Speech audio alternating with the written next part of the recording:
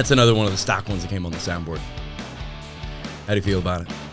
It's rocking. Yeah. You didn't answer the question, by the way. It's got a nice little beat. Two things you like, one thing you hate. I love driving on the beach. Yeah. That's awesome. It's my way to get away. Usually do it every Sunday. Second thing I love, man, I love watching my kids like compete. Take pride in what they do. How old are they? 17, 12, and 9. 17, 12, and 9. What are they competing in right now? Well, my eldest daughter, she used to do a lot of swimming and some more sports. And then she got real into like the art scene. So now she's like drawing and painting and, doing all this. And like she's putting things up on the fridge. There's frames all over the house now, awesome, just like man. just drawings. And you can see like the progression of it. Yeah. And so I've told her about like the DAC, the Developing Artists Collaboration and stuff. Developing artists. What's Yeah. that? My friend Leah Beach, she's the founder of a nonprofit that basically supports local artists. I love that. Of all medias. Is that here in Delaware? Mm-hmm. I love that. Yeah, right down on the beach in West Rehoboth. And what is that again? It's called the Developing Artists Collaboration. Wow. Nice. And they pretty much lend a helping hand. They do all kinds of like do-it-yourself kits, things like that, different murals, different competitions that they do. Basically, it's a way for artists of all medias to like be able to express themselves freely. It's pretty cool, like all different like everything is an art, essentially, as long as you take pride in what you're doing. I love that. So, and that's kind of like the message, for greater or less words that, they try to provide or whatever, which is pretty cool. So I try to like getting her into that and just like kind of getting her, breaking out of her shell, and just kind of putting herself out there and letting the rest of the world see what she's got is pretty cool to me. My youngest daughter, Layla, she's like my sports head. She does it all, man. Swimming, volleyball, soccer. Oh yeah. Like everything. I love that. And she's a beast. Yes. Yeah. So we do a lot of travel tournaments and different things like that. Those- And she loves it, man. She Those loves travel it. tournaments are around the corner for me. I know it. Oh, Man, I remember as a kid, those things are a lot. yeah. And they've As a only- parent, what's the different from the different perspective? Do you have to remind yourself how excited your kid is often? Yeah, and it is a lot, and it's like evolved since then. Yeah. Since us, basically, when I was a kid doing travel soccer or ball, it was kind of like, all right, pack up the van, let's go, and then like lose, and then come Drive back. home after losing is the worst. Is the worst. Unless but- you stop for like pizza with the team. I'm about to say no McDonald's after you lose. No, you have to get McDonald's after you lose. It's more important after you lose. Yeah. Because the bus ride itself is a vibe if you win. Yeah, no doubt. The McDonald's saves the vibe if you lose. Yes. There was one up in Bear. I remember we always stopped at. It was a Taco Bell McDonald's. It's still there. What? Yeah, and so we'd stop there, and it's like you had your choice. It was great. I gave you cheesy gordita crunch, a McFlurry. Doesn't matter, win, loss. I was probably still mad if we lost. All right, so one thing you hate, and then I want people to know who you are. So Yeah, sure thing. I hate negativity. yes, that's perfect. I'm all about positive reinforcement. Everyone's got their own things going on, and when That being said, it's too small to stay. Life is too short to stay so negative. You never know, what kind of day someone's having. So it's nice to be it's nice to be nice, and when you It's grow so up, easy too. it's free. Not a lot of things are that when you these come, days. everyone's coming from different backgrounds, and when you're brought up with a lot of negativity and different things like that, like it takes a toll on you. You gotta flip it. You gotta flip it. You gotta breed it. that's a hard part, though. It's not easy. It's hard to flip that negative thought when that's all you've thought. Yeah, and it's hard to like deal with internally, but it's easy to show positivity to everyone else while you're still doing that. It's kind of like bartending. Is that our segue? Is that my cue? Is that my guys? This is Ryan, and he is currently, I believe, Delaware's most award-winning bartender. I think you have that title. I mean, I haven't created that title. Stop Maybe being so somebody modest. else Where do you has. bartend at? I'm very humble. Where do you bartend at? I'm at Bethany Blues in Lewis currently, and Stingray in Rehoboth. My boy Avery connected us. Yeah, I yeah, love this. and we also have a mutual friend, AJ. Barreo. Yeah. Okay. Yeah, I love that. He's the one who. How do you know AJ? I've known him for a little while now. We do the restaurant volleyball league together. Okay. He's the GM over at the Cantina. Okay, got In it. Got Rehoboth. it. I love the Cantina. Frequent flyer spot. He's got to get in here. Why hasn't he come through? I was talking to him the other night, and he said that he was on his way at one point. He said he might have had something scheduled, or he wants to at least. So Yeah. after this, maybe We'll have to reach out. make something happen. Yeah, absolutely. He hasn't come through on our side of the schedule, but we'll make it happen. Let's break this down real quick. So, where did you start in the bartending journey? Did you grow up saying, I'm going to be a bartender? It happenstance just kind of ended that way, and then you loved it? No, I've been in the restaurant industry since I was 14. Just like, I mean, Pat, you've been in the real estate, or before real estate, restaurant industry was your main industry. Yeah, no, I started when I was 17. Started out dishwashing, ended up being the youngest bartender at the restaurant that I ever was. So Yeah. really, I'm just going to shut up and let you guys talk about this. So where did you go? Where'd you start? What was the journey like? Actually, I think I started at Arby's. Nice. Heck And- yeah. I love it. They have the meats. I don't want to cut this off. My little brother used to work at Arby's, and he didn't wear the glove.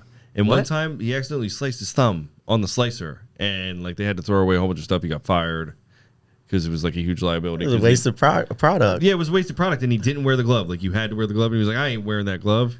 This is where I Now need. you know. This is where I need the voiceover of the guy saying, "We have the meats." And then my little brother's thumb. Oh man, I hate that. I also am not a huge fan of Arby's, so I'm glad you probably wasn't a long stint in your career, and No. not your brother's either.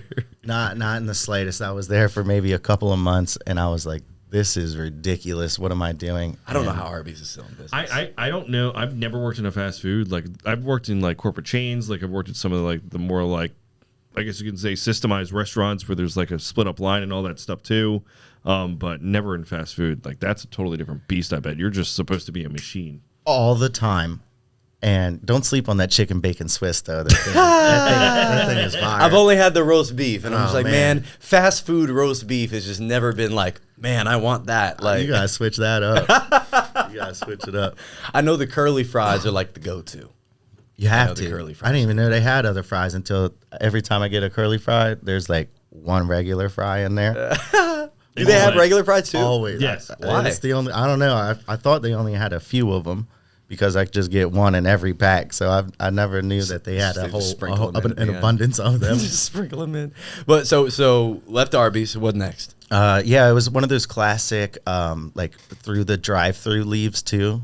Like my friend, he was like, "You want to go to Ocean City?" We're in like 10th grade. We all just got cars, and I'm like, "I'm working," and he's like, "Well, I'm outside," and I was like, "I don't want to be here anymore." I love that. I was out. So I started to explore a couple of other things, and then I went to Gilligan's, right there on the waterfront in Lewis. I was dishwashing there, and then at Dogfish at the original brew pub.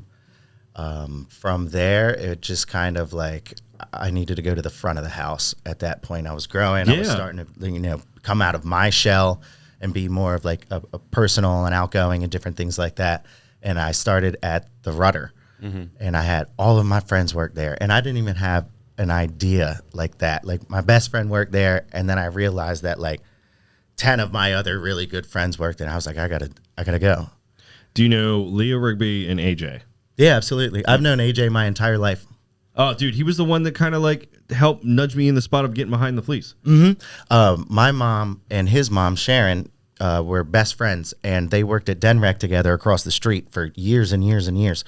And eventually, they did June Jam together as well, which Heck is like yeah. the longest running outdoor festival or whatever. Yeah, I think they're going on like 50 years. It's been a here long soon. damn time. They- Longer than I've been here. They're never going to stop. Yeah, so like his dad and a lot of his aunts and uncles were a part of that scene, and my mom was like up there in June Jam, and yeah, we used to hang out, do rope swings at McCully's Pond until they moved it to the GNR campground, and then eventually we connected back at the Rudder. Like I went there, and he was there.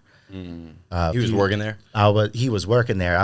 I didn't work there for a few years at that point, and I was like, holy smokes, man! Like was like a blast from the past. You know, it was like seeing a ghost. And then we've been kicking it ever since, pretty much. AJ's one of the most charismatic, nice people, and one of the best bartenders that I've like ever got to like hang out with. He does an incredible job. He's just all about fun.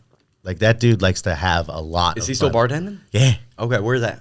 Still at the Rudder? I'm pretty sure he's still at the Rudder. Nice. I know he was just going across to see his brother out in the West Coast and doing like a road trip around some parts of the United States and all of that too. I was talking to him not too long ago. I didn't want to interrupt you. You were saying you were going through the journey. We're all over the place. Let's do it. Yeah, keep going through the journey. I didn't mean to cut you off. No, you're fine. I'm good at that. And one thing I want to point out, the fact that he said that he was going from his journey from back of house to front of house, don't underestimate, like, that's a big move. Because when you're good at cooking and you're good at being, like, setting up a kitchen and being able to run food and get it out there to the people at the table, they don't want to lose you and they don't want to put you in that better position where you're going to be making more money. How do you then, I mean, what was your... I was at Dogfish when I realized that I needed to make a change, and I was making salads and pizza and like just burning myself. People were angry all the time, but they were, you know, it was only during the rush, just because I never understood like the passion behind it. You know, I was just a kid at that point.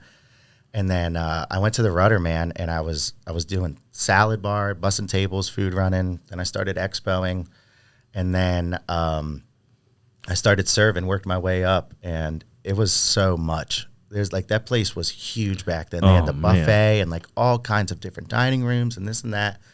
And we were pulling open to closes like on a regular basis. It's just how you got paid. You only had a couple of months, you know, to make it happen. So eventually, like pretty much the day I turned 21, I was already there for about 3 years at that point. And they were like, do you want to bartend? We're short on staff. And it was like, it had to have been late August. Yeah, because it was August 18th when I started. And I was working the crush bar, like on the main deck as Delaware is good for whoever's crush, playing. And it was like super overwhelming. I've never made a crush before. I never popped. You can make one in 2 seconds now. Yeah, no doubt. Every flavor, every fruit, Man, probably even wild. some vegetables. The way that once you get the science down packed, the quickness of making like 15 crushes at once is just great. When it's you and 8 of your friends at different places taking on 3,000 heads at a time.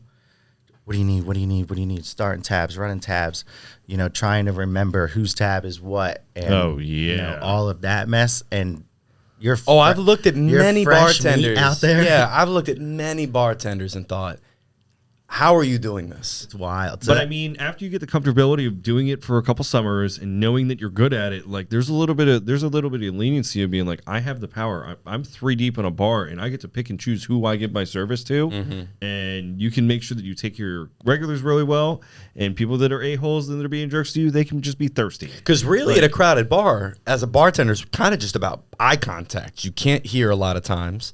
Yep. And there's a bunch of people going around, younger kids, in a scenario of like our beach bars a lot of times. The second you make eye contact, you're invested in what you have to do. Like that's what you're doing. So to your next. point, you can kind of selectively. Yeah, but I mean, like, there's nothing that really hones your skills as far as like memorization, being able to like take orders and all that stuff, than being in those kind of high stress like scenarios, and they make you good. Like I delegate a lot of my delegating skills towards real estate from being able to be a bartender and being able to take 10,000 orders in a day and be able to execute them correctly. Like, and you can never tell a drunk person they're drunk. You know, like everyone has a really hard time accepting the fact that it's too much or you're being an a-hole. You know what I mean? So yeah, that's where I learned volume and how to take that pressure on. Just Bud Lights, rum and Cokes, and then I started working service bar a little bit. That was a little tougher for me starting off because there was like 4 or 5 different blenders. There's 8 million cocktails. I'm like, what the hell am I doing? But there's like 40 seats at the front bar. I'm like, you know, so that was kind of tough. And I got the hang of it or whatever. And then my manager there went to Arenas. Okay. And I was... Which one? Her name is Shannon. But she was originally at the Long Neck location as soon as they opened. And she's like, hey, I have this opportunity. I had my second kid on the way. we raised one in Dewey, and then we had it ahead inland a little bit, just for a little. Dewey's a lot, raising one kid. So we had another one on the way, and she was like, I have an opportunity, and I was like, cool. So I ended up working at about 5 out of the 7 of those. I think I opened 3 of them with them, doing crosstown doubles from like the 5 Points location to the cafe next to Big Fish, which where I was mainly. And that's where I learned like the cheers aspect of bartending. Like, you only have so many seats. You're working at a sandwich shop with 90 beers at each location. Everyone, it's the same people all the time, the same orders, the same camaraderie. And that's when you're not making your money thousands of dollars at a time until 4 o'clock in the morning, counting $1 tips, from the credit cards and all that. This is just like, what's in front of you is what it is. There's not a whole lot going on. I learned the espresso machine and all of that too, which is a monster in itself, especially with like takeout and doing all of that. So that's where I learned more of like the camaraderie and how to slow it down, and kind of hone your skills, match the energy. It's a stage at that point, and you gotta keep the seats full. Yeah. To get paid. The cool thing about being in those cheers type bars where there's just the same regular people that always come in there is the amount of inside knowledge of other people's lives that you get to find out about. But as a bartender, you don't talk about. Just the tea that gets spilled in front of you is just like, what? It's the office. Yeah, seriously. And you have people being like socially lubricated with alcohol, so I'm sure they're also saying things that they would never say anywhere else. Absolutely. And I mean, you're technically like, there's no HIPAA form saying that I have to keep this information silent, but like, it's kind of like a silent oath. Like, you're kind of like a therapist to some of these people that don't want to go and pay for a therapist. They want to buy beer. Like, no doubt. Yeah. We, after that, that same manager, she found another opportunity, and it was for working for the Starboard Group, and it was a place called 99 Sea Level, and the Burbages. Where was that at? It was on Hollywood Street in Bethany. They just built a Marriott that was on the boardwalk, and they had a restaurant in the lobby. Got it. That the Starboard Group leased the space from, and every seat in there was ocean view. Food was farm to table. Cocktails were innovative. Wow. And that's when right before that is when I started like taking an interest in making my own things and creating things rather than just like selling crushes and Bud Lights, rum and cokes, different things like that. And then I was like, all right, this is kind of weird because I've never like experienced the art of cocktailing. It's just been kind of like having people in front of you and making a relationship. Now, like I was kind of like against it. I was like, this is kind of dumb, Why were you against it? Because it was a lot of work, and I just didn't, I just wasn't used to it. It was more of like just drink slinging, and then it was like then it was puree this, muddle this, do that, do all these extra steps. And at first I was like, this is kind of dumb. But then like you can charge $15 a cocktail. Because of the details you're putting into it. Yep. Okay. And the money starts to accumulate from there, and things are pretty, and then your drinks are pretty, and they're selling, and then you start getting more ideas, and that's when all the originality started to hit me. I was like, this isn't so bad. I'm making innovative cocktails at a fast pace on the ocean. Like, let's get it together and let's try and make something out of this. And then I ended up collaborating on that menu. And we had a rotating menu. I think it was like bi-seasonally, and I did 3 of them. 3 of the drinks. 3 of the 3 of the menus. menu. 3 of the menus as a whole collaborated on. Yep. Got it. Okay. And is that where you started considering yourself more of like a mixologist, I guess what they call it? More of like you were starting to fall in love with creating cocktails. Yep. Got it. Okay. Yep. And I learned the recipes of all of like the originals and all of the older drinks, things that people already made. And then I started doing like versions of those. Different fruits, different herbs, spices, whatever I could get my hands on, mixing and matching flavors. And then it got to the point where it's like, I just kind of want to sell my own drinks at this point, and try and push that. And it was working. People were buying these drinks and they were telling me it's good. I'll take good. I'll take great. And then it would continue. Mm-hmm. And not to cut you off. What was so you're working for another bar though, or at another restaurant. And did you just approach them about selling your own drinks as opposed to what was on their menu? No, I wanted to stay behind the bar. I wanted to run that bar. So I was already there. I was pushing about 110 hours a week at that point. Holy cow. Just because I had another kid on the way, and my son was like just being born and through that phase. So I needed to provide at that point. And I didn't sell any drinks to any company. I was fortunate enough for them to accept my ideas in the first place, and just kind of get my name out there and like what I'm trying to do. But essentially it's all the money in the pocket. That was really all that was mattering at that point, just to try and provide. Yep. Yeah. So in a world that's tough to provide in, no especially doubt. for bartenders. It feels like it's a world where you either do it for a little bit and realize it's not for you, or you have to just grind to thrive. Well, I just got to commend you on your progression, because like you did it right. I mean, getting thrown to the wolves at Rusty Rudder in the heat of the summer at a crush bar, like I've seen people be put in those positions and end up like crying in the walk-in, like and quitting. Like you made sure that you could do it, and then you took the next level of progression, which was start working in a more like mom and pop shop where you're getting the regular customers, so you can get that camaraderie instead of just throwing drinks at them because they're yelling at you. And then on top of it, the show, after being like the person that's presenting and being like your own kind of like conversationalist with these people, you're adding like really fancy cocktails on top of it. So like you're going from like slinging volume, working with people more closely, and then working with people more closely with a little bit of art behind it, and it's just cool. Yeah, we were pushing out 20. It was a 22-seat bar, and we were pushing out, 5-step cocktails, just as fast as we were pushing out crushes and popping Bud Lights and pouring glasses of wine. And I mean, it's all muscle 45 memory. seconds or less. Other than that, you're going to be deep in the weeds. Yeah. You're going to be right up there next to Moses up in the weeds. And there's no bigger level of stress in the world than being in there. Yeah. So with all that being said, I feel our industries, real estate agents, salespeople, bartenders, they all kind of come from a similar bloodline, the successful ones. You got to handle a lot.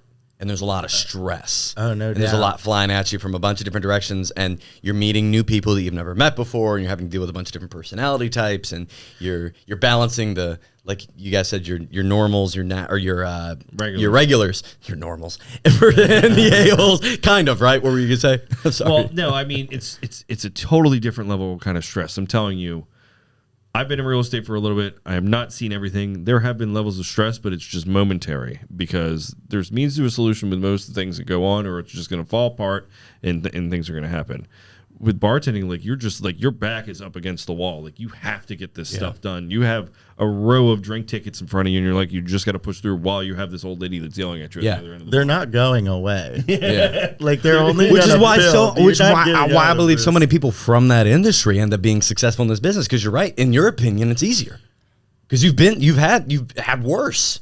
Yeah. You've had it wilder. No, You're just like, wait, no, I can work with just 30 people a year, and there's going to be some stressful moments, but overall there's a solution for everything that comes up. Yeah. Sounds good. Yeah, nothing makes you more upset than just some old lady yelling at you for their drink that they've been waiting 60 seconds for. You can wait, lady. Well, Patience is virtue. so let's start into now you're a little bit into the hero's journey. You've gone through, like you said, the come up. You've peeked your head above the shoulders of most now, but for a lot of people, that's kind of where it peaks. Yeah. You're now winning awards. I've read through the whole email you sent me of the bop. I've read the best rim job of the year award somewhere in there. Hey. And there's a lot of awards. Tell me more about that. So yeah, Buckle up. yeah, and yeah. So I mean, with tournaments, so explain that, because you've taken us up to, okay, I found my calling. I'm good at this. We're pumping it out. Now we're getting into awards, higher level, even national. We'll get into that. Yeah. Yeah, so I got my head out of my butt and I decided that, cocktailing and putting, passion into what you're doing rather than just talking to people at the same time was like a way for me to go. And like, I just, like I was saying earlier, I got to muddle this. I got to double strain this. This is whack. Got it. And then it's like, you just do it enough and you get the praise of it and people start building you up and it's like, I might be actually kind of good at this. Yeah, you go from I have to I get to. Yeah, and I started putting out cocktails. They were putting them on the menu, and I was like, that's the reward. Yeah, that's what you want if you're trying to do that. And then at that point, it was time to go to Bethany Blues and Stingray, and they were completely different worlds.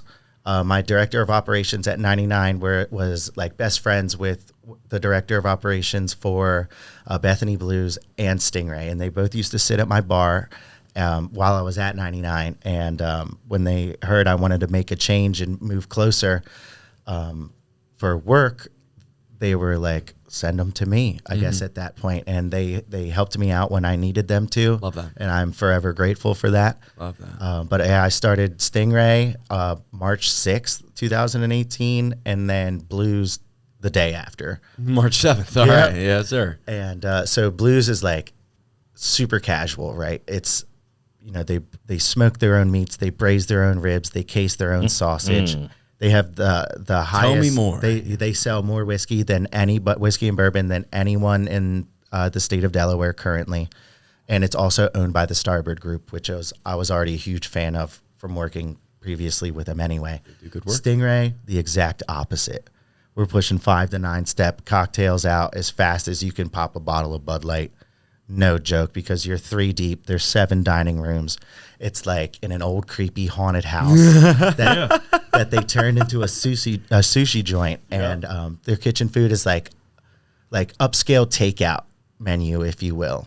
Take whatever's going on at Taste Garden or Hunan's Kitchen, and you just put some feeling into it, and you have Stingray's food. It just elevated, and they were there. I used to go there all the time. Like, I think they opened in 2008, so I was familiar with where it was and like what they were doing. And I'll never forget one day, one of my mentors, Pat Hurley, I was sitting at the bar at Stingray with him for happy hour or late night or whatever it was, and he looks at me and he goes, "That's bartending." And these girls, Stingray was pretty much all females at one point for a long time, and they were 2 deep at the bar. Their service bar tickets going down to the floor. Oh yeah. And it was chaos. It was, I would say, borderline controlled chaos. And I was just like, 5 to 9 step cocktails. These things are crazy and they're pretty and people are ordering an abundance of them, but they're still like happy and doing this while, they're just like, oh my God, like, what do I do? And I was like, all right. And this was before I worked at Stingray, so I got a job there. Well, I want to show you, that you said this is bartending. This is what it is. I'm going to do that. Yeah, I want to do that. Yeah. So I made it my personal duty to do so. We talk about it sometimes. It's pretty cool. And he told me like, just so he's the one that really pushed you into that. He's the one who taught me what bartending was. He's the one who taught me nobody sits at a dirty bar. That's like rule number 1. That's your space, man. Take pride in it. He was the one who told me bartending is a stage. It's an art. It's your act. You got to fill the seats to make the money. You got to keep the seats full for the show. All right. Well, let's do that. So that's what I'm doing currently. And and doing a damn good job at it. I'm trying, man. I'm just trying to stay relevant. And you're doing that. You are. Yeah. Let's get into that. So when did you start winning? Like, and really seeing, okay, I'm really doing this at a high level, locally, regionally, the whole 9. Yeah. So I was involved in, I think one of my first competitions was the Woodford Manhattan Experience. And I placed, I think it was like 3rd in that one. It was my first competition. I did some kind of like bourbon for breakfast drink with like candied bacon and smoked this and that. I can't remember exactly what was in great it. bourbon. Yeah, and you know, there's so many bartenders around the area, and we're doing these things for other people. But these are ways for us to support each other. You know, to bring our people in to see our friends succeed and do what they love, creating their cocktails and things like that. I love that. And that's what it's Yeah. all about. Yeah. Man. Like you got to support the homies because they're always going to be there. You know, in Sussex County right now, you could go to someone's bar, hand them $100. That $100 will travel from bar to bar to bar to bar to bar, and it will end up back at you. Like, Yeah. Getting you know, sucked and- into the industry, you're in the industry. Like, it's very, very tight knit. Well, I love the collaborative mindset around that because I guarantee you there's a lot of other people that were at even that event and others that probably didn't have that exact mindset around it. And it's tough in the winter, man. You gotta take care of each other. You know, for everyone to People at the survive. top collaborate in every industry. You have to. You have to. One, it's fun. You know, two, it's usually successful. Well, because normally people want an extra dollar out of it. Not collaborating usually results in an extra quick dollar. Yeah. That doesn't result in that long term. But I mean, like, what he was talking about, like the tight knit community, the highest tips that I've ever gotten are from other bartenders other places that I went into and then tipped them well. I love that. Just Just like you making said. that money, but they're only making like $2.35 an hour. Yeah. You know, so for them to even do that while they can't even produce a paycheck, that's nice. Yeah. You know what I mean? It's very humbling. It's like, man.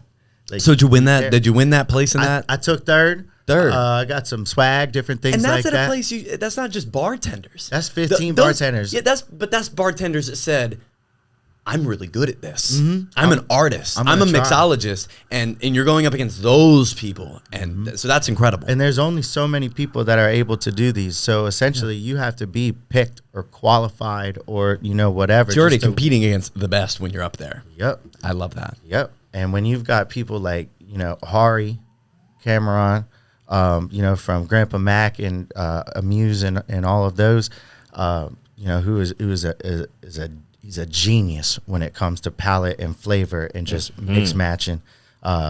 Rick Bowers, Bob Bagley, Sean Norris. Sean Norris is my guy. That's my homie.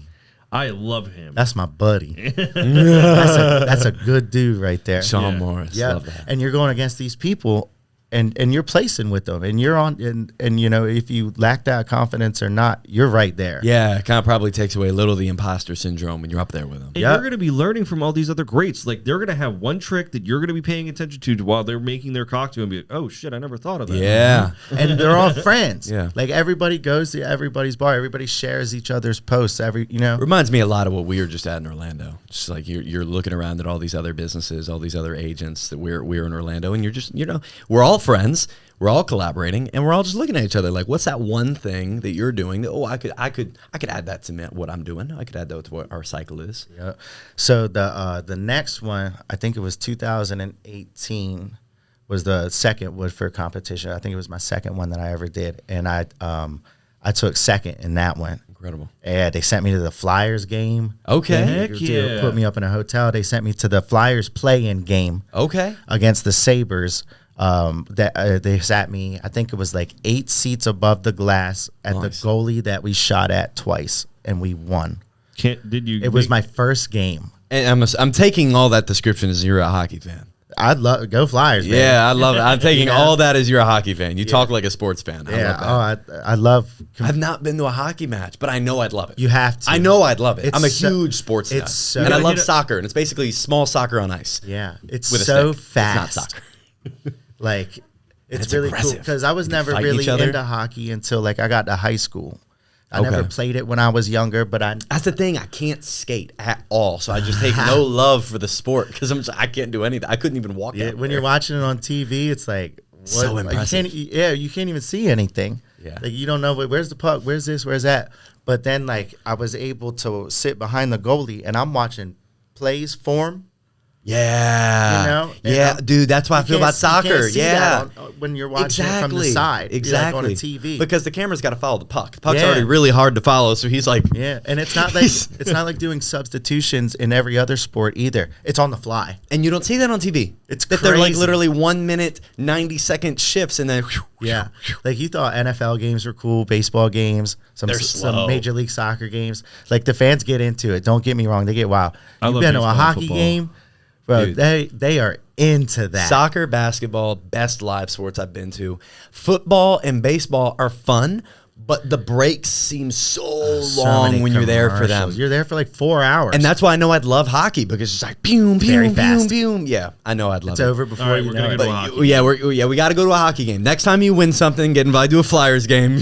Let's just go. Well, let's just go. Yeah. so where's the next step? Yep. So I did that, and then I started getting really involved with Sagamore Spirit. Sagamore Spirit. It's at That a, name sounds familiar. What is that? it's from Maryland, Baltimore, Maryland. It's Kevin Plank's rye from Under Armour. Okay, yeah. I've had that. Yep. So they were essentially new to the scene, and I linked up with the rep, Heather, and we try to put them on the map. Live on Instagram. Keep going. We try to put them on the map, and that's exactly what we were doing. We were putting them on menus. We were putting the word out. We were getting it all out there. And she was like, I want to do a competition with Sagamore. And I was like, let's do it. We're going to call it, she's like, we're going to call it War at the Shore. Oh, so she wanted to create her own. And it's funny because I With remember when Sagamore. Sagamore Spirits was being released, I was still bartending, and I remember the samples and the sales reps coming by. That's so crazy. And That was a I was minute like, ago. all right. And I was working at 99 at this point, or like in between 99 and Blues. And they did War at the Shore 1. And I didn't even place in that bad boy. I was Whoa. like dead last. I'm like, So how'd that feel? Because now this is like your third, fourth op at it. I feel a little Am I good similarly. enough? Exactly. Okay, so exactly. That's how I had with basketball, right? 13, 14, I got invited to a couple camps. And when I looked at the group and when I played in the scrimmages, I was like, I'm like kind of the guy here. Yeah. But then I got to, in my sophomore year, I got invited to a Naval Academy camp. It was like top 150 on the shore. I was like, all right, I got invited top 150 on the shore. And then I got there and I was like, oh, I'm number 150. yeah. So like you got Just to a that bit outside. exact. So how did you feel about that? Because I know as a 16-year-old, I was like, well, time to quit basketball. I mean, I'd be letting things eat at me, you know? Same. I'd be dealing with it. Yeah. Because I try not to push it on everyone else, you know? And it's just not the way to go. So I didn't. That's that I didn't social do- anxiety right Yep, there, I didn't yeah. do nothing with this competition, and I was so involved in it too, like getting it started. I'm gonna do this, you know. And I made some cocktail. I don't know. It was like I did it for a tribute to my grandfather, and all he drank was Canadian Mist out the plastic 1.75 liter, and he had a crystal container of Werther's, and I was like, all right, let's do it. I called it Pop's Chair, and I started mixing and matching and doing all this stuff. Is that the one that got you last? Yeah. Dead last. But It was for a good reason. Though. Oh, I was happy as hell until I wasn't. do you think that you went into the competition a little bit cocky, and that's why that happened? No, because I've never won before. Okay. You place, yeah. I placed. Also saying cocky for a cocktail competition. Yeah. Ah. I just placed. I mean, I was happy to go on like that Yeah. trip or whatever. So you felt like you were getting close, and then someone put their heel in your face. Oh, that was it. Yeah. And I was like, this is dumb. I'm cool. I'll just, Was there a bartend. gap between you got into the next one or got into your next competition? No. Nice. I love that. War at the Shore 2. After War at the Shore 1, man, I started doing more cocktail lists. That's when I started putting more drinks on Stingray's menu. Different things like that, 2, 3 at a time, collaborating, doing things like that. And I started that barrel-aged cocktail program at Blues. I love that. And that thing took off, and it's all original cocktails. And that was your original idea? Yep. And that was after the War at the Shore, too? Yeah, that was before? after War at the Shore 1. And this is before Because War I at the was Shore already 2. working with Sagamore, doing all this, doing different things, putting them on menus, just pushing product. Yeah. and they were like, hey, what do you think about this? And I was like, well, let's take it to the next level. And so we put out a barrel-aged cocktail program at Blues. Currently, it's available at all 3 Bethany Blues. I rotate 2 barrels. I love Bethany Blues so much. Can I just Dude, say? I it's mean, cool, man. whiskey's fine and all. We can talk about the whiskey all day and night. Man, just give me that barbecue. That's good. Give me that brisket. That's good people. And it's over good there. people. It's really good people. How can I ask you about that? Because you're in the culture, and I remember even asking Avery Withers, who connected us a little bit about this. How does a restaurant like that seemingly keep such a really strong culture in an industry where the turnover is just obnoxious? And there's so many different companies out there too. Like a lot of people shift around the different companies. Starboard Group, Levita, Sodell, all of those. How do they collaborate? Do they collaborate or are they in competition? Which I can understand either way. I would assume they'd be in competition. It makes sense. I know like Big Fish and Starboard Group, they have like a restaurant or two that they collaborate on. I think Nick's Fish House in Baltimore is one of them. Yeah, I don't think there's any bad blood. I just didn't know if there was any cross money or anything that was involved. Or I mean, it's all business. commingling. I mean, like they're so close knit to each other, and I mean, but a lot of people don't realize like a lot of those higher ups, like everybody's talking to each other. If you got fired from Starboard for a really big reason, like the other people are going to talk. Ooh. Everybody knows everybody in that so area. It's so I don't even know how to incestual. Like It's tight knit. Clicky. And they love that tea. They love it. But the employee turnover ratio at Bethany Blues is minimal. That's what exactly. I've So how do never they seen accomplish? anything How do they like it. accomplish that? Are take they? care of your people. Man. Well, yeah. So are they just paying them more? Do They they ca- actually care they more? care. They care. That's obvious. They That's care. a big one. No matter what situation you're in, you talk to somebody, something's gonna happen for you. And I am so grateful. They helped me out so much throughout the years, and like COVID. I mean, they're feeding. They got a clean house. You can't be open. That was my next question. Thank you for the segue. Yep, they were just opening the doors for the employees to get meals. Like, it was wild. They were making meals for people when they're not even open, just so that they could feed their employees.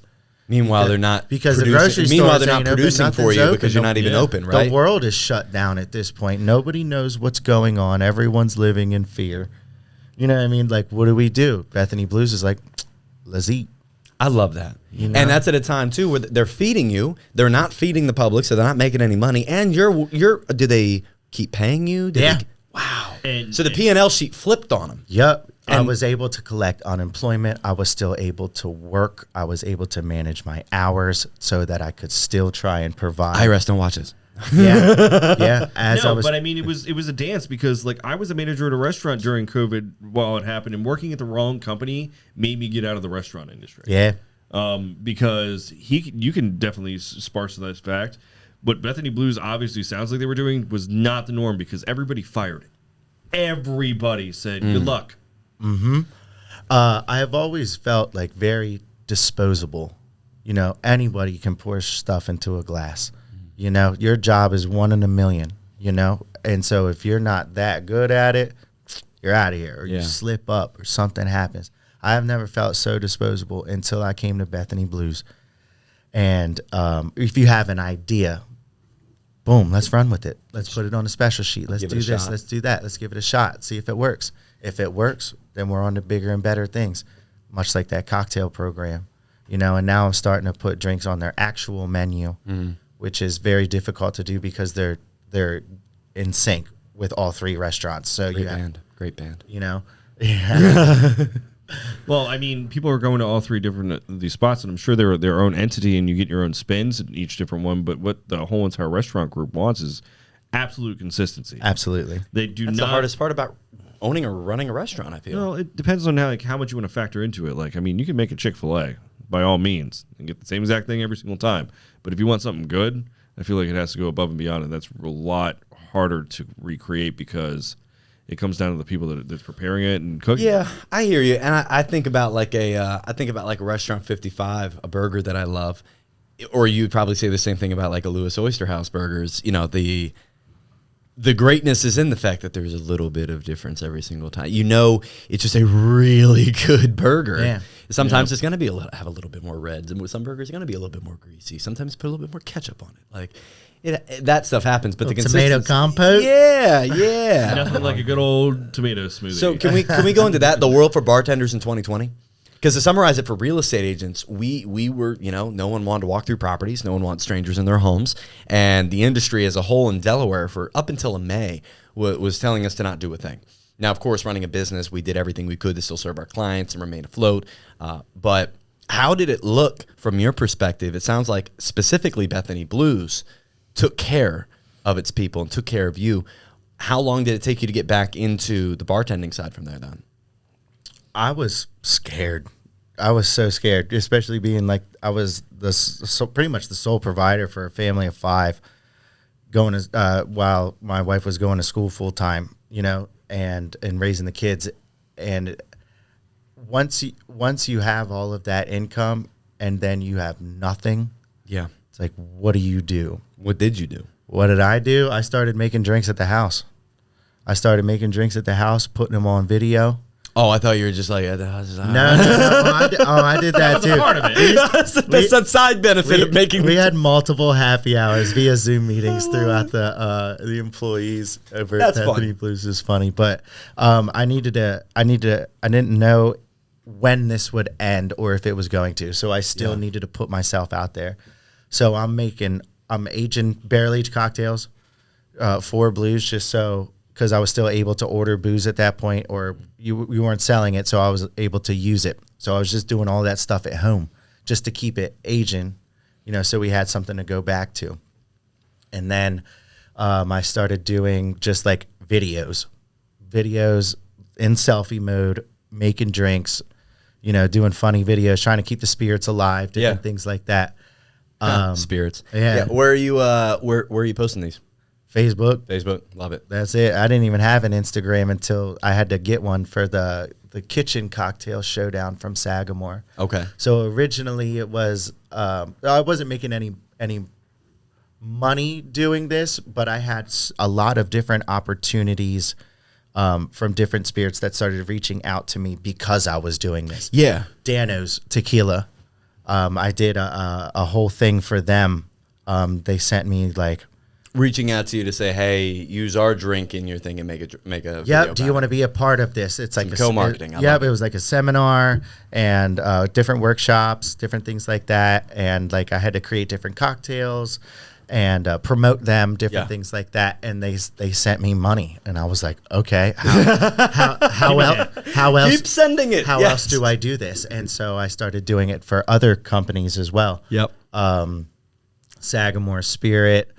And is this what led you back into more competitions? For this was just me trying to stay relevant. Yeah, stay relevant at the time. Trying to and collect this is 2020? Yep. Okay. Yeah, this is the heart of COVID. This is right after March. Okay. All the way through until we are allowed to at least go back to work sometimes or sell drinks. When did that? Yeah, when did that end up being?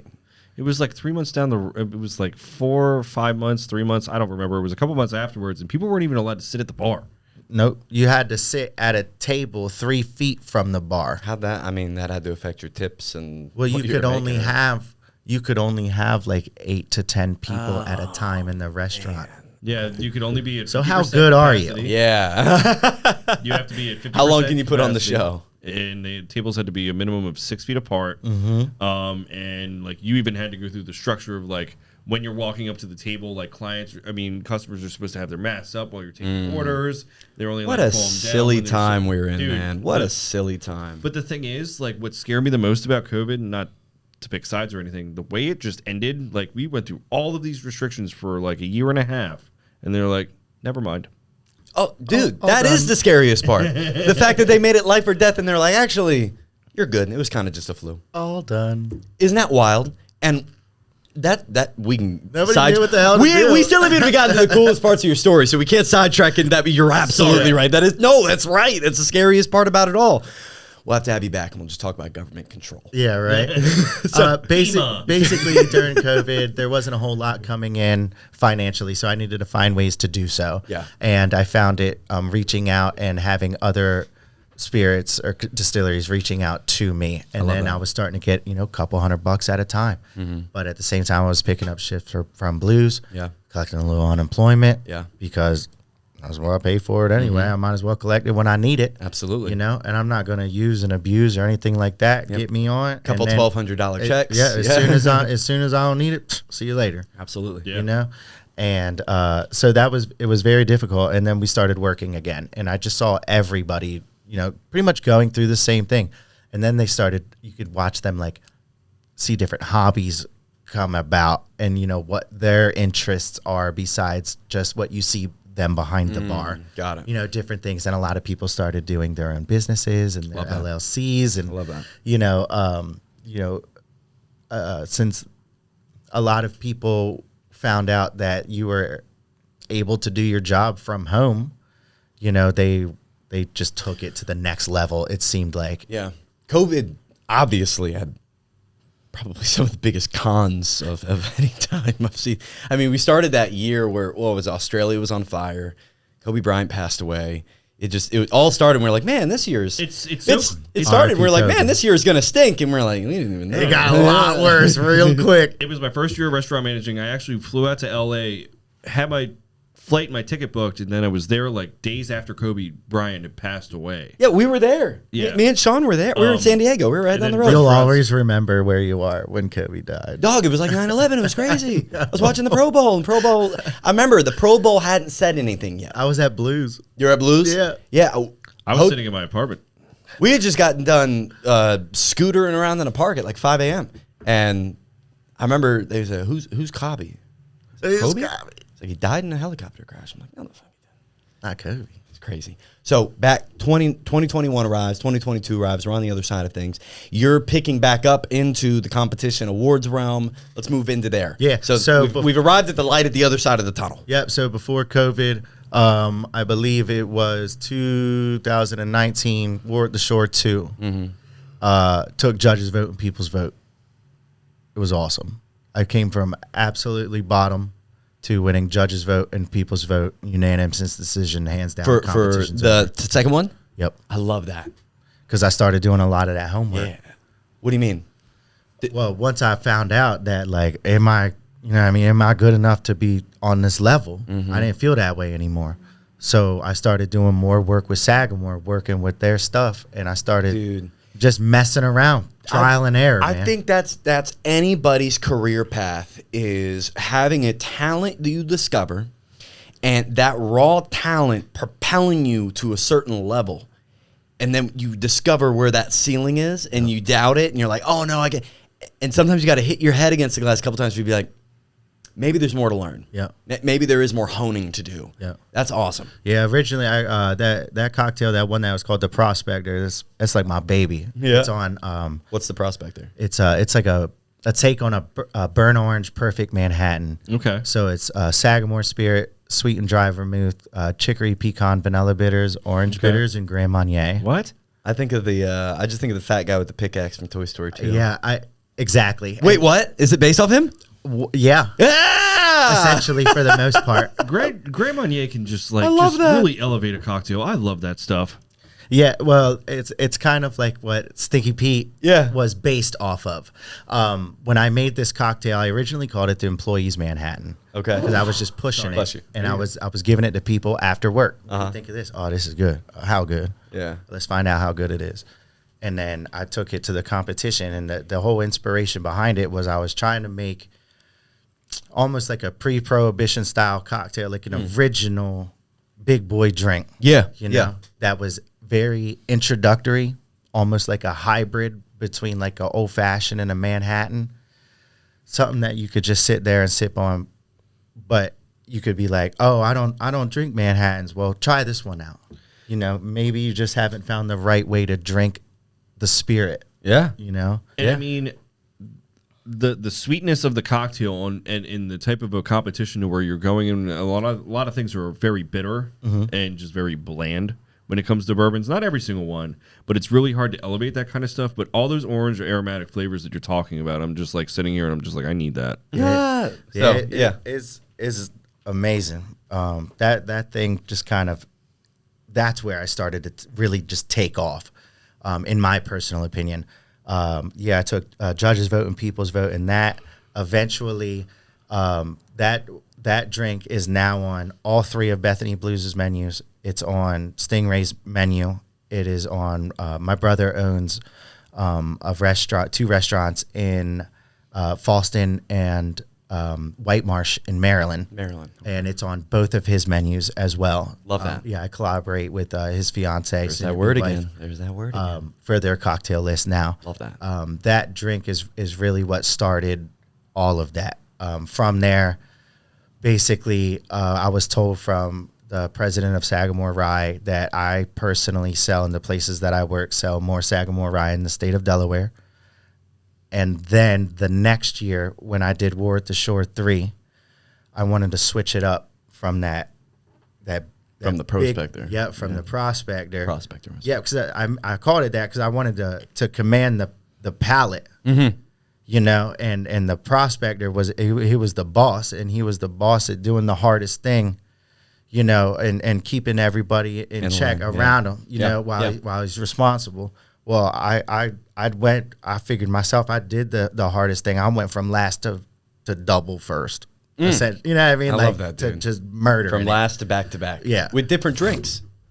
Yeah. What was the second drink? The Meddler. The Meddler. And I wanted to do the exact opposite. I wanted to try and make the most refreshing rye cocktail that you could get.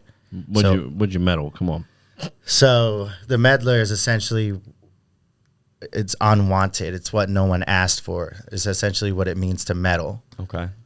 And so I took rye, ginger, elderflower, hibiscus extract. What?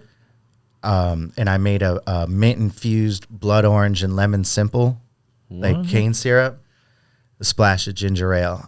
And it's like pretty and pink and like magenta-ish color. And it comes with like this mint lemon like little island thing. It's cute. But it packs a punch. But it's all just refreshing ingredients. What spirit are you using for this, you said? Sagamore Spirit. Rye. That's like a drink that you would have with gin. Like, yep. That's so crazy. Like, and it's just piquing my interest. That's when I started to mix flavors that are just out there. I'm so used to create, you do cucumbers and cilantro, you do lemon and cran, you do this and that. Well, let's start putting things that don't really coexist together. You started meddling. Yep. And, let's see what happens. I did it. I tried it. Well, I always let someone else try it first. Yeah. It's kind of bittersweet for me because, you can always read the reaction, but everyone wants to tell you that is good, That's fair. But everyone has different palates, so whether you try it or not, it doesn't exactly mean that somebody else wouldn't want it anyway. And I gave it to, I don't know if it was one of the owners or somebody, and they were like, this hits. I was like, okay, well, let's roll with it. So I put it in War at the Shore 3. Yeah. And that was the first one that was held at Bethany Blues. The other 2 were held at Starboard. Okay. And, crushed it. Love it. So you got a 3-peat now. That was the 2-peat. That was a 2-peat. Yeah, that was the back-to-back. So I just wanted to test myself by doing something completely opposite of that. And it worked out pretty well. So at that point is when I started selling the most Sagamore Rye in Delaware and Maryland. That's incredible, dude. When my brother opened up his restaurant as well. Love that. And second to the Pendry, which is the Sagamore Under Armour Hotel. Cool. And just to reiterate, like Sagamore just sold. Kevin Plank sold. I'm sure he still has like partner, shares or whatever, but he sold to Di Serrano Campari Group. So Serrari Campari. Di Serrano and Campari. Di Serrano. Yeah, those are big cordials. That's old money. Huge. The Black Rock of alcohol. Yep. Yeah. There you go. So I want to dive more into that cocktail. Where are you getting the elderflower from, if you don't mind me asking? Is it like just elderflower that you're just 100% all natural liqueur. Okay. Same thing with ginger. That's crazy. Mm-hmm. But it sounds like it's just a really, like, once you have everything prepped and ready for it, and it has to be fresh, it's just a quick drink that you can just be like, bam, bam, bam, bam. Yep. Simple build cocktail. You pre-make the cane syrup that goes with it, It's all fresh for you. You're just squeezing and straining. It seems like where the value in bartending is, you have to find uniqueness in what's in it, not necessarily in how it's created. Because if it's too unique to create, it's hard to duplicate. Yeah. But if the uniqueness is in the ingredients, like you said, you can go bam, bam, bam, bam, bam. And at a restaurant too, like you're not just pumping out one of them or doing like samples at a competition. You're doing these full cocktails, and you got other people doing your cocktail. So That's you the don't biggest thing. You don't want to be a burden on people. Yeah, exactly. You know what I mean? So like, it's tough to duplicate. Yeah, It's everyone's taking this chance. Oh, let's put this on the menu. Let's do this. And then you got everybody behind the scenes like, get this thing out. I ain't trying to make this thing. Yeah. You know what I mean? Like, Heard. That's probably the most annoying thing in the world. I'm sure you've been on the other side of this when you were first starting out. Be like, nah, you don't make it like them. Make it like they do. And I want to punch somebody in the face. So national competitions. national. Originally, Sagamore was doing the cocktail showdown. COVID hit, so they had to figure out how to do that while everyone is at home. So they built a production team, and we did a virtual Oh wow, kitchen competition. that's cool. Yep. And so I took it upon myself to try and be as innovative as I could. And I made the cocktail that I created with using nothing but household kitchen utensils and stuff from the cabinet or fridge. And what did you make? I don't remember. I made a cocktail. Oh, it was Sagamore Spirit. Windex. Oh god, dude! Corner of a napkin. I Please think don't. I like cut up like A carrot. yeah, pretty much like cucumbers and whatever was like in the fruit because I wanted to make it authentic. And this is a national competition, so I'm going against this one dude from Midwest and somewhere big over that way, and then there's this like the other dude from the West Coast, and I'm representing the East, and there's only 3 of us, and I think there was like 10,000 people who entered. Jeez. And then like you had to get through that to get to the show. Yeah. Jeez. And my last bit as I was like presenting it, I mean, I've got like a full kitchen strainer, you know what I mean? And I'm pouring into it, and I'm acting like I'm doing my job at the restaurant, but I'm doing it at the island. At the island. And it's fine. I got all these crazy tools in my hand just from like what's in the cabinet. And I open up the fridge while I'm on camera doing this competition. I open up the fridge and I grab a Capri Sun out of it because, you know what I mean? Like that's a childhood thing. There's always Capri Suns and there's always something in the fridge. And these people who I was going against, they made these cocktails that you can't make in the kitchen quarantine showdown. You don't have none of this at your house. So I took a different route, and I just pulled out everything from that. What you would have at your hand. Yep. Just Try to make it as because Yeah. my goal was to get people and other bartenders to realize one, anyone can do this. Anyone can make a drink, like in the comfort of your own home, in the comfort of somebody else's home. You're bored right now. You're sitting on the couch for 3 weeks. Make yourself a drink. I don't know how. Watch this. Yeah, do this. Let me show you. This is about as simple as it can get. Grab your Capri Sun. Yeah, so I took that Capri Sun, I stabbed the middle of it, and just free-handed it into the drink. I love that. The judges were like, "Are you kidding me?" They started joking about it and stuff, and I ended up taking People's Choice. People's Choice. People's Choice, man. A little And a bit of the show national. of it, probably. A little And a creativity. and a national. Was that your only national competition? That was my first one. first one. Okay. Yep, and it was cool, but it wasn't exactly the level I was looking for at that point. I just won 2 states. I was invited to the national. It kind of got weird because of COVID, but a lot of things started coming out of that. They put me in. That was the first time I was in Chilled magazine, which is like a globally recognized bartender magazine. And Okay. It's, I was just about to ask what Chilled magazine was. yeah, it's a bartending magazine. It's Makes like sense. #1 essentially. Yeah. And they put me in that. They've got a whole spread on me, this and that, and I was like, man, this is really cool. Look, Mom. Yeah. You know, and she's beside herself. She has a whole copy of it. She can't believe it, right? So then that happened. The world goes back to normal.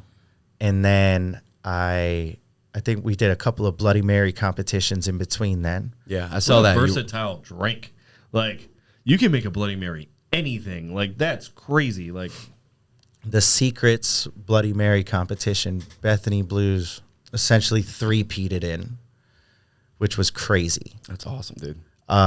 To go in there in a different state and take over somebody else's Bloody Mary competition. There's only 2 or 3 people from Delaware in there, and a lot of that's their competition, man. They're trying to do like best garnish and like the hottest and this and that. We're going for overall, and we did it 3 years in a row. Yeah. would you guys use Sagamore Rye? No, I'm kidding. No. I think it's a secrets competition. So it's a secrets vodka competition. What a venue. And it's sponsored So what is it, by like white label Smirnoff? Like, yeah,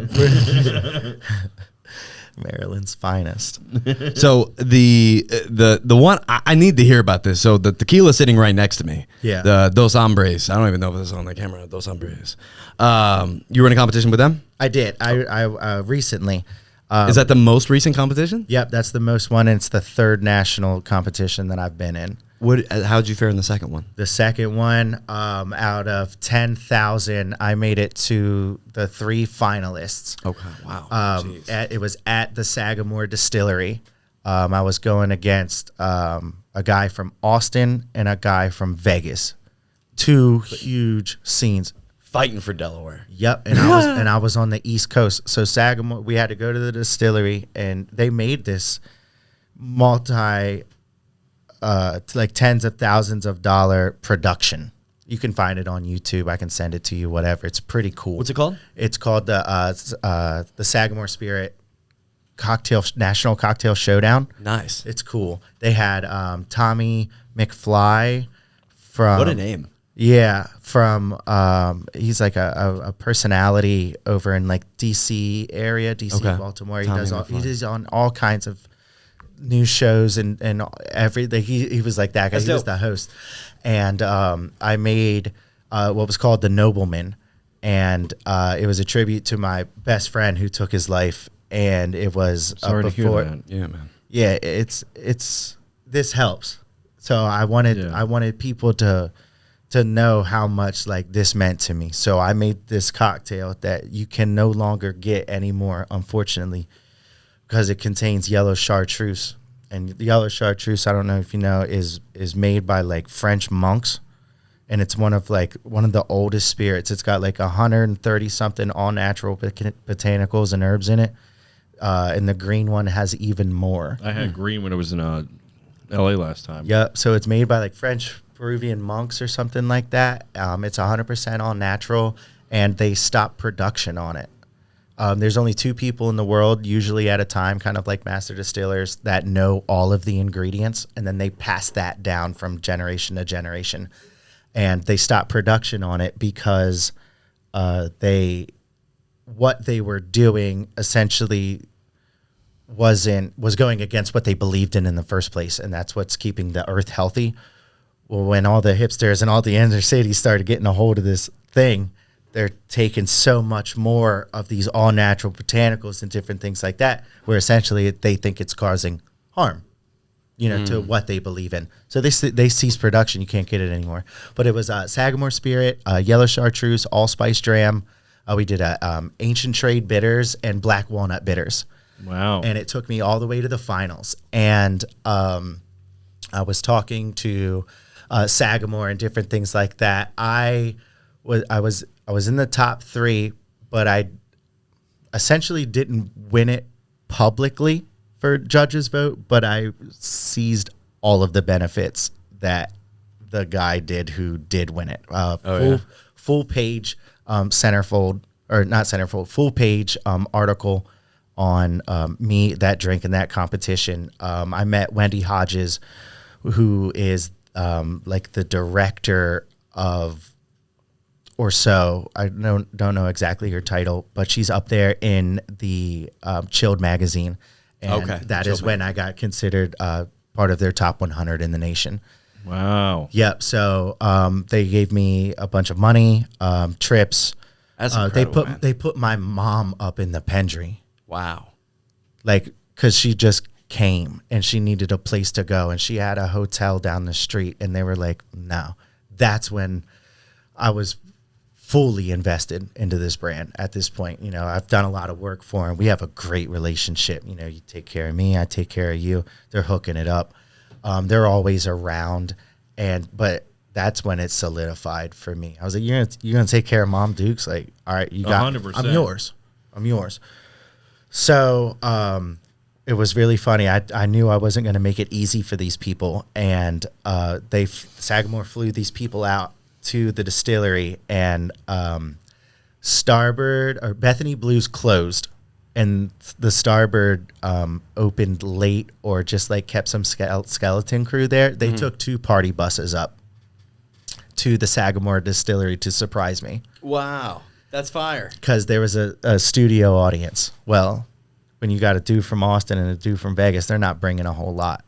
So I was like, let's go. We filled the entire stands. If you watch that video of the competition, every single person in there is from Bethany Blues, Starboard, or someone that we brought.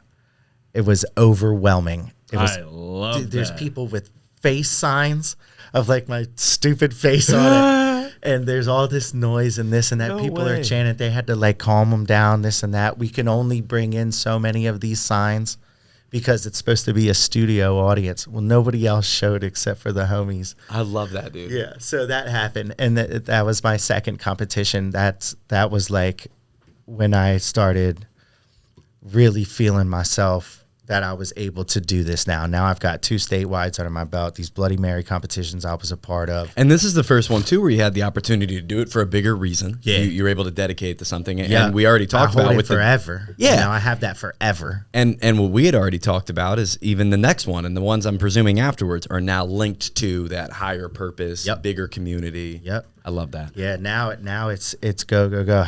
How good are you? What's the next step? What's the next flavor? How can you combine flavors that don't go together currently? How do you provide innovative cocktails at a fast pace? How many original cocktails can you sell? Yeah, it's all like, the what can you, time? well, yeah, exactly. My you gotta, main you gotta goal do it is again. I want to make a universally ordered cocktail. And I think the only way to do that essentially is to combine ingredients that are readily available so that you can order them anywhere. Someone made the old fashioned. Someone made the Cosmo. Someone made the margarita. That's 3 like ingredients. one of the It's tequila, lime, and agave. I hear Like, what you're saying. the Just man- one of the simple someone- but hasn't someone been named done the yet. martini. It's a vodka gin in a glass. Come on, you know. And I want to things, but you know. I want to do the same thing, you know. And so that was my goal. So I just started producing originals as much as I can, as many times as I can, and with any spirit at this point. Yeah. And blues is predominantly like whiskey for whatever, but Stingray, I got all that stuff over there. Soju, soju, sake. You know, we work a lot with gin and flavors and flavored vodka, natural herbs and botanicals, fresh fruits, different things like that. So yeah, that was when it really started to take off. This was 2021, I believe. That's like I started. And then the most up in recent that one level. was this year, Yeah, 2023. So Tell me about that. I've been in Chilled magazine like three times now or something like Hell yeah, that. dude. Which I'm so grateful for. It's pretty cool just to have them like sitting on the coffee table. You know, you pick it up every once in a while. Having your kids look at it. Oh, Yeah. that's my dad. That's cool, man. I like that. This last competition that I just did is a national bartending competition. It was sponsored by Dos Hombres, which is Brian Cranston and Aaron Paul's mezcal company. And it was in partnership with the Kind campaign. And Which I love. I want yeah, that's me what I want too. to talk about because I love that so Me much. too. So Aaron Paul's wife founded it. And basically, it's a globally recognized nonprofit that supports and raises awareness for the negative aspects of childhood bullying, girl versus girl, girl against girl, all that kind of stuff.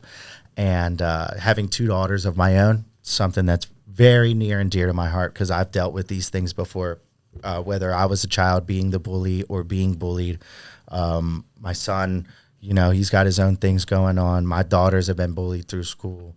And as a parent, and when you go through the initial situation as a kid to watching your own kids go through it, and then you have an opportunity to become, you know, recognized for supporting that, and you can give back to that. I wish I knew about this company, this foundation earlier, because I would have been all about it, you know, trying to help From the that. start. Yep.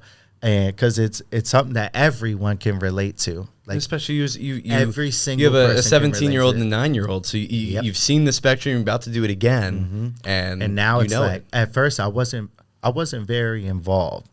I was my regular Stella Rob, shout out Stella Rob. He was like, "Have you heard about this?" And I'm like, "What are you talking about?" And he shows me like this link, and it's the Bar Boss link. I'm like, "All right, no, but I'll check it out." A couple of days go by, and it was answer this question, okay, and then I got an email back, this and this. Give me 3 cocktails or whatever it may be, and I started filling out this information, and then they started asking like questions, like larger questions.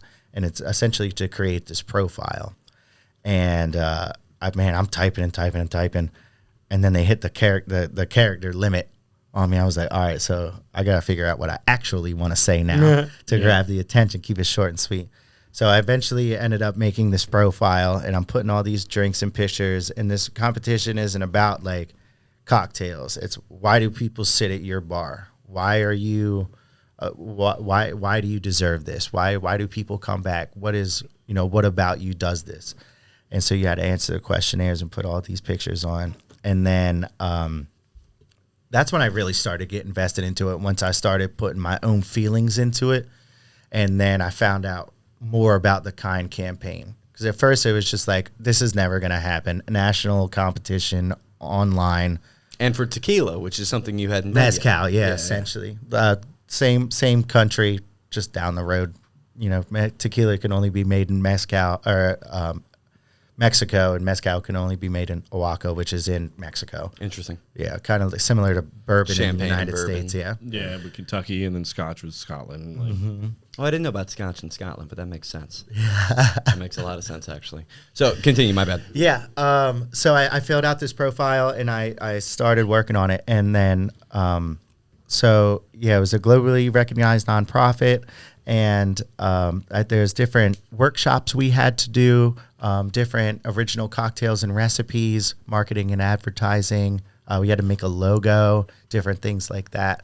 And on the other side, the people side of things, it was just a free public vote every 24 hours. That's all I'm asking for. So I had a couple people jump into that too. Yeah. We got pretty high up in the competition as well. It was national. So there was a couple people from Delaware in it. Me and one other guy, Ricky, who works over at Rigby's in Rehoboth, made it to the semis, which is top 24 out of 40,000. They said when I was on the Zoom meeting with AP in Cranston, and so you could donate votes at any time, and all donated votes go immediately to the Kind campaign, which is pretty cool. So you're just like Facebook and TikTok. I don't have TikTok or anything like that, but you're putting it on it. So you're putting yourself out there, and it's posts and do this, do that, and vote, but like check this out too, and support this guy and do this. And it's tough. Yeah, it's really tough. Yeah. So I ended up creating a logo, and I had a collaboration with that. One of my friends helped me out. She did a lot of my flyers for that's awesome. Bethany Blues for the Barrel Aged Cocktail Program. So nice. So I reached out, and I told her like what I wanted and what I was interested in, and between a few different ideas, we were able to come up with something. And it's like simple. I'll be able to use it for a while now, going forward. And then I made a cocktail, and since the Kind campaign is something that I take a large interest in currently. After reading up about it, I made a drink that would pay tribute to that, and it's called Fight or Flight. And just to kind of, what do you do in that situation? And my inspiration behind it is like the protector of people. I heard a story, and I was just so inspired by, this person taking care of people who needed help and that were being bullied and different things like that. And, they took it upon themselves to handle the situation the best that they could, with not a whole lot going on. And I was just so inspired about like the way that people protect others in situations like that. and what the people, you know, what they're going through and how difficult it is to put someone else's shoulders on yours while you're still got your own stuff going on. And then I started going into like, all right, what do I base this on? And then I instantly thought of the Pink Power Ranger. Dude, seriously, everybody's first love. Who doesn't love Kimberly? First of all, Yeah. Second of all, it's a fictional character that has real life ideals, and what they do is she's a hero to people our age, girls your age that just fight for what's right, essentially. Yep. And I was like, man, that sounds kind of like dumb, but like, And we're pretty dope costumes. it's the truth though. Like people look up to all the girls. Nobody wanted to be the yellow one. They all wanted to be the pink one. She showed up You to my know? birthday when it was 4. Yeah. Not mine. But anyway, keep going with this. Yeah. So Sorry, I'm laughing off mic. My yeah, bad. it all had to do with being like protective over somebody. And it's called fight or flight because you never know what situation you'll be in and what you have to do when you're in those situations. From there, I made it the color of the Kind Campaign's logo, which the cocktail consists of Dos Hombres Mezcal. I did a hibiscus cane syrup, which is just like a floral simple, if you will, just elevated a little bit. I did a grilled pineapple and strawberry puree, habanero chili bitters, and egg white. What? Yeah, things all over the place. Oh, but it should be like that. Sounds great. And we did a black volcanic sea salt rim, which is you got a picture of it? yeah, man. which is essentially just charcoal activated, so it's good for the teeth. Basically black salt is just so cool in a cocktail. Ah, that's pretty. Yeah, When am I going to get drunk at one of these bars? That's really pretty. yeah. So that drink currently is What's the? I'm dumb. Is the black on the outside? yeah. Yeah. So that's just for looks. So, No, it no. serves a purpose. Oh, you lick it. You know how you salt a margarita? Yeah. You All just right. salted it up, Yeah. down instead of. Okay. Yeah, you can't see all that. What the egg white does, the velvetyness to it, the cocktail. If you put it all along the because rim, the black would.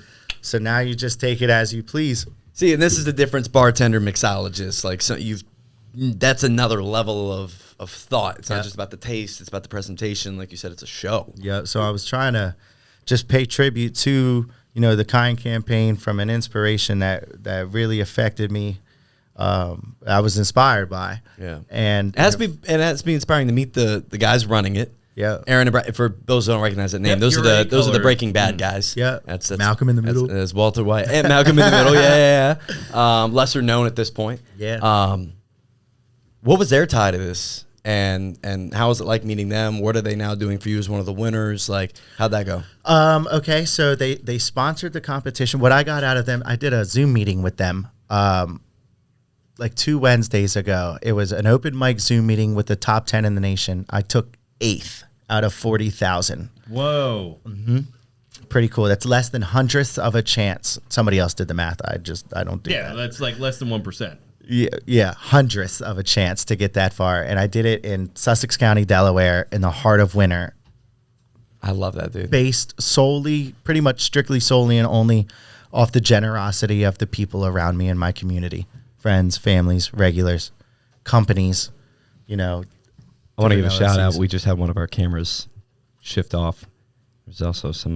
We're going a little long because you got a lot of great stories. But I just want to shout out Sean because this man's literally behind the cameras, running around, making sure that we're able to get this. So I mean, I can shorten it up. no, dude, no. you're solid. You're solid. Out of all the people that have been on these podcasts, everybody's been great. We're going to be friends after this. We're going to connect after this. I'm going to go. That's awesome, man. Like, it's going to happen. Let's do it. Yeah, 8 out of 40,000. I mean, Yeah, top 8 out isn't of isn't a 40,000. small. I think it's like 0.005. Yeah. But- so we were on the Zoom meeting. Well, before you do that, I just you frame that in a way of 40,000 people were thrown in and 8 people were picked out of a hat. Chance wise, your chances were increased by the fact that you've done this. There was purpose behind what you submitted. There was art involved in it. There was homework done. A lot of people probably just threw together a drink and said, "Oh, look at this." I threw everything I had into this. Exactly. So I just want to belittle the whole chance thing. Yeah, no, basically you sought the opportunity that you were built for this. Like you had all the failures happen to you that made you second guess yourself, that made you double down on this shit, to when the opportunity presented itself, you're like, I'm going to do a bunch of work, but I got this. Let's go for it. And so you jump on the Zoom call. I interrupted you. Yeah. Yeah. So we were on the Zoom call, and it was an open mic Zoom meeting, and it was the top 10. Oh, wow. The top 24 was invited, which is all of the semifinalists and finalists, and only 10 showed up. And they only 10 showed up, man. Losers. And they told me that I placed 8th. I was there with the 1 and the 2 and whoever else was there, but there was only 10 of us plus them 2. Yeah. And they went through the story of like essentially how it even came about, which was really cool. They, after the show, they just kind of like parted ways. Breaking Bad. Yeah. After the Not Malcolm in the Middle. No, was it 7 seasons or something like that? Crazy. Sean, how many seasons was it? 7? I think there's 6. 6. So they eventually. No offense, but I'm going to take his. That's cool. I got to be honest. I've never even seen it. You haven't seen it? Never. Oh my! Well, I'll cut that part out. Either way, I'm pulling up a photo. It's actually 5. you already pulled it up. I was That's way Sean's off. job. You got it. I was way off.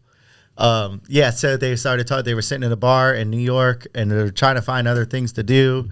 You know, do you want to do another show? Do you want to do something like this? And AP was like, "What about the booze industry?" And he was like, more or less, short story. You know, okay, you're crazy, but let's give it a try. And he's like, "What do you think about mezcal?" He's like, "I don't really know a whole lot about it. Let's go figure it out." And eventually, they went from place to place to place to place all over Oaxaca, you know, trying to find out. And eventually, after this trek that they were talking about, they wound up at this farm with this family, and they were making their own mezcal at that time. It was very small production, and it's like 100% authentic. And they met the people, and they met the family, and they became friends, and then they became essentially business partners at this point. And the donkeys that are on that bottle, they have 2 donkeys that essentially like they're just you know, take care of at the highest intent, but they essentially walk in circles, crushing the agave that is grown on premise. Oh, wow. So mezcal, you cannot use any modern technology to make. So there's like different rules to make different spirits. Like there's a set rules to make bourbon that can only be made in America. There's like 6 or 7 other rules.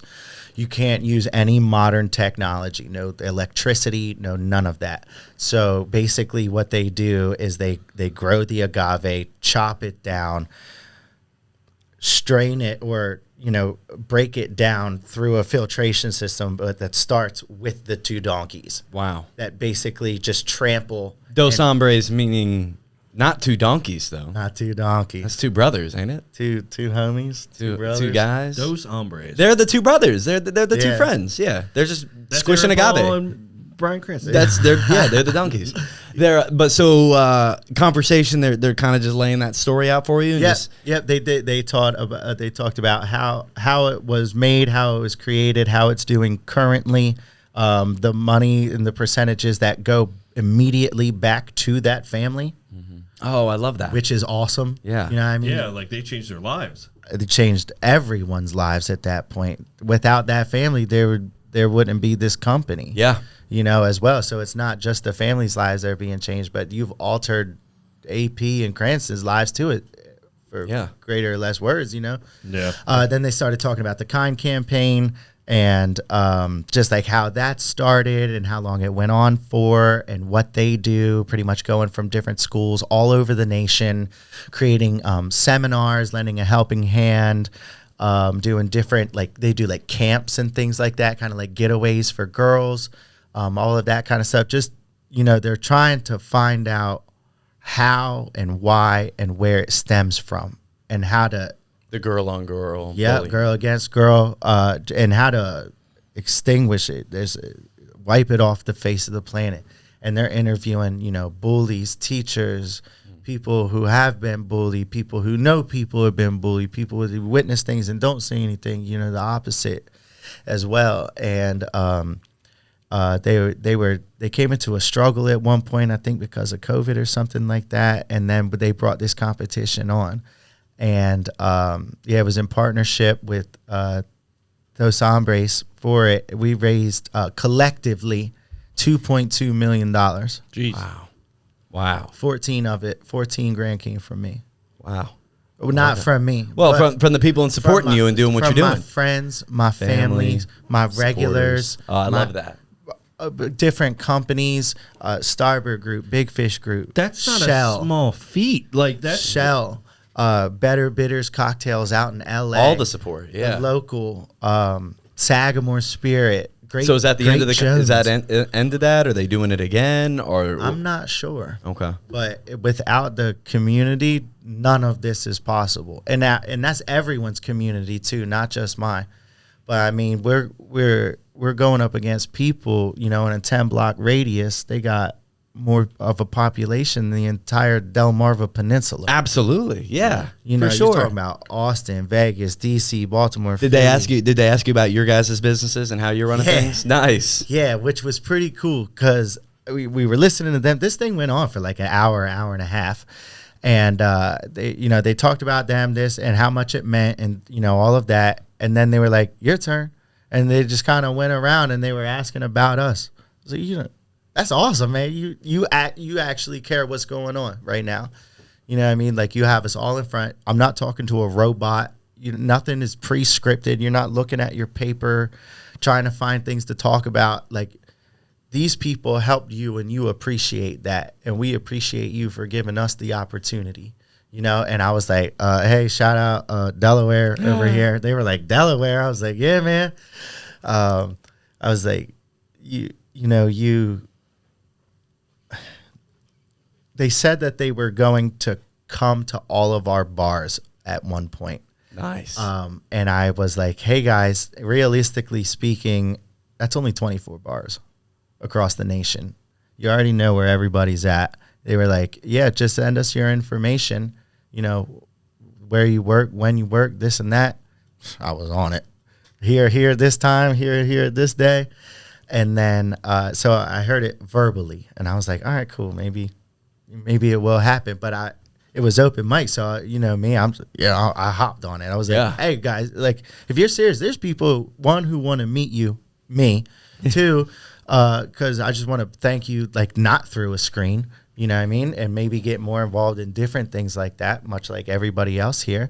But like we could actually make this happen, men of your stature. You guys are all over the place anyway. Like you're looking at the top 10 who tried to do nothing but impress you, and they were like, man, you got a lot to say. I was like, usually, so we started going back and forth. Everybody kind of took a turn and a little bit about us, and that was pretty much it. They sent me an engraved bottle with their signatures on it. Is this the engraved bottle? That's not the one that's at the house. I figured I'd bring that one so we could try a little bit later. Yeah. Sure. Or whenever. I mean, we're sitting here talking about it. So yes, sir. We raised a Cheers to the Kind campaign, I guess, at one point. So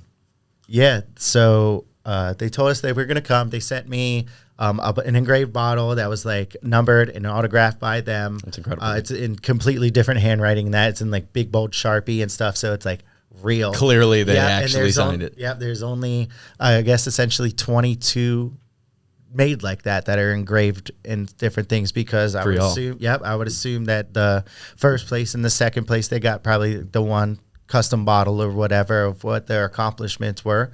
And then the semifinalists and the top, I guess, 22 at that point got, best bartender, that's so national, cool, this and that, it says across it. They sent, I think it was like, I got like some stickers, an apron, I got a shirt, a lot of like. So when are they coming to Delaware then, man? I'm not exactly sure. You got to DM them. But in that package that they sent me, which is like a few days after the meeting, there's a card that I have that says, we'll be around to cheers you guys. Nice. For what you have done for us, and thank you, and this and that is like a little letterhead or whatever. And I was like, all right, well, that's verbally and written and in print. So I'm gonna save this bad boy, and I'm gonna reach out, and if you guys are serious, like this is where we'll be. don't come when I'm off or at a different location because I'm gonna be pissed, dude.